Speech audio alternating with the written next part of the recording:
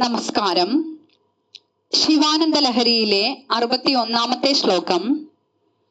അങ്കോലം നിജ ബീജ സന്തതിരിയ സ്കാന്തോപലം സൂചിക സാധീ നൈജ വിഭും ലതാക്ഷിതിരുഹം സിന്ധു സരിദ്വല്ലഭം പ്രാപ്നോദീഹ യഥാ തഥാ പശുപതേ പാദാരവിന്ദദ്വയം ചേതോ വൃത്തിരുപേത്യ തിഷ്ഠതി സദാ സാഭക്തിരിത്യുച്യതേ.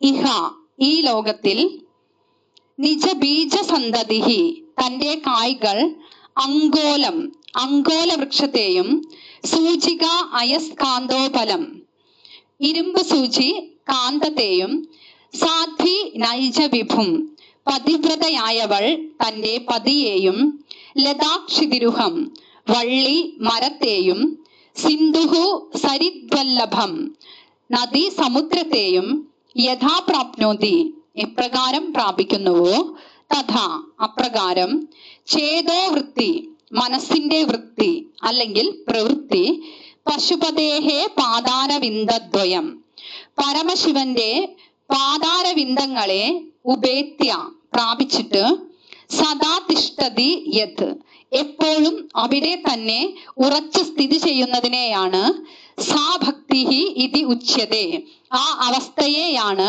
ഭക്തി എന്ന് പറയുന്നത്. അങ്കോലം എന്നത് ദിവ്യശക്തിയുള്ള ഒരു വൃക്ഷമാണ്. അതിന്റെ കായ്കൾ താഴെ വീണാൽ അവയിൽ ദിവ്യശക്തിയുള്ള കായ്കൾ ഉടനെ തന്നെ മുൻപത്തെ പോലെ അതേ വൃക്ഷത്തിന്മേലുള്ള ഞെട്ടിയിൽ ചെന്ന് ഒട്ടിപ്പിടിച്ചു നിൽക്കുമെന്നാണ് വിശ്വാസം.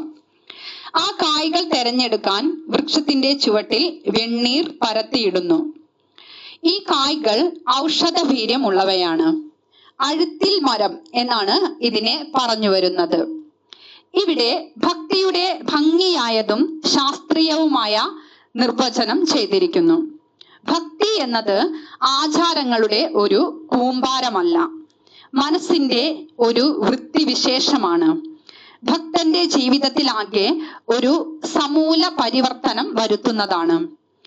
ക്ഷേത്ര ദർശനം ചെയ്യുക, പൂജാദികളും ഉത്സവാദികളും നടത്തുക, തീർത്ഥയാത്ര പോകുക, ഭാഗവതാദി പാരായണം, മന്ത്രജപം, നാമജപം എന്നിവ നടത്തുന്നവരെയാണല്ലോ നാം സാധാരണ ഭക്തന്മാരായി അറിയുന്നത്.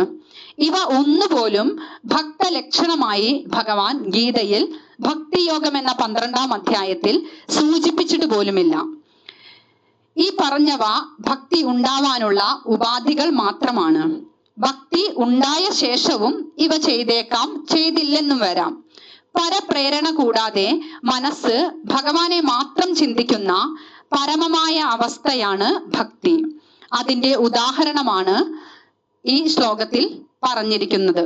പലതരം ഉദാഹരണങ്ങളാണ് ഈ ശ്ലോകത്തിലൂടെ ആചാര്യസ്വാമികൾ നമുക്ക് പറഞ്ഞു തന്നിരിക്കുന്നത്. അങ്കോല വൃക്ഷത്തിന്റെ കായ ശരിക്കും മൂത്തുപഴുത്ത് നിലത്ത് പതിച്ചാൽ ഉടനെ മേൽപോട്ട് കുതിച്ച് തന്റെ ഞെട്ടിയിൽ തന്നെ ചെന്ന് ഒട്ടും. കൃഷിക്കാരൻ കായ പറിക്കാനായി നിലത്ത് ചാരം പരത്തും.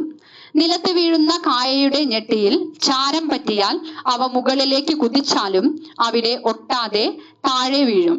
അങ്ങനെയാണ് കായ കരസ്ഥമാക്കുന്നത്. സൂചി കാന്തത്തെയും പതിവ്രത പതിയെയും വള്ളി മരത്തിനെയും നദി സമുദ്രത്തെയും പരപ്രേരണ കൂടാതെ പ്രാപിക്കുന്നു. മാത്രമല്ല, എന്തുവിധം തടസ്സങ്ങൾ ഉണ്ടാക്കിയാലും അവയെ എല്ലാം തട്ടിമാറ്റി അതതിന്റെ നേർക്കുള്ള പ്രയാണം തുടരുന്നതും മറ്റൊരു പ്രത്യേകതയാണ്. ഭക്തി ഒരിക്കൽ ഉണ്ടായി കഴിഞ്ഞാൽ പിന്നെ അതിനെ ഒരു വിധത്തിലും തടുത്തു നിർത്താൻ കഴിയില്ല.